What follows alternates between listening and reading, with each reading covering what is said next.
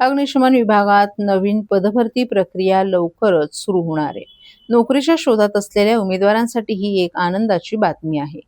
गावदेवी मंडईतील आगीनंतर अग्निशमन दलाच्या कार्यक्षमतेचा प्रश्न ऐरणीवर आला होता. या पार्श्वभूमीवर मंगळवारी झालेल्या महापालिकेच्या महासभेत आयुक्त सौरभ राव यांनी अग्निशमन दल आणि अभियांत्रिकी विभागातील भरती प्रक्रिया तातडीने राबवण्याची घोषणा केली.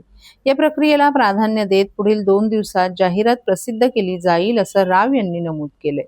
अग्निशमन विभागातील रिक्त पदे या माध्यमातून भरण्यात येणार आहेत. शहरातील आगीच्या घटनेनंतर उपमुख्यमंत्री एकनाथ शिंदे आणि महापौर शर्मिला पिंपळकर यांच्या सूचनेनुसार भरतीसाठी कालबद्ध कार्यक्रम तयार करण्यात आला आहे. राज्य सरकारच्या मान्यतेनुसार TCS कंपनी या प्रक्रियेत महापालिका प्रशासनाला मदत करणार आहे.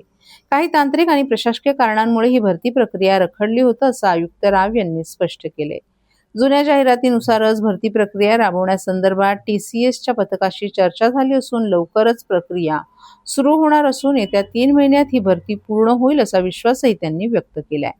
अग्निशमन अधिकारी गिरीश झळके यांनी आग लागल्याची घटना, तिची तीव्रता तसंच आग नियंत्रणात आणण्यासाठी लागलेला वेळ याबाबतची माहिती सभागृहासमोर मांडली. अतिरिक्त आयुक्त संदीप माळवी यांनी अग्निशमन विभागात 835 पदे मंजूर असताना केवळ 325 अधिकारी आणि कर्मचारी कार्यरत असल्याचं सांगितलं. ही तफावत दूर करण्यासाठी 601 पदांची भरती प्रक्रिया सुरू होणार आहे. महापालिकेच्या विविध इमारती, शाळा, रुग्णालय आणि मंडई यांमध्ये फायर सेफ्टी ऑडिटबाबत सर्वपक्षीय नगरसेवकांनी महासभेत प्रश्न उपस्थित केले होते.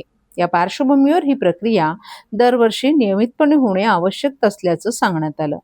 आगीच्या घटना टाळण्यासाठी अद्ययावत मॉकड्रिल घेणं आवश्यक असून त्यासाठीही कालबद्ध कार्यक्रम तयार करण्यात आला आहे. महिनाभरात महापालिकेच्या सर्व प्रमुख वास्तूंचं फायर सेफ्टी ऑडिट करण्यात येईल, अशी माहिती आयुक्त राव यांनी दिली आहे.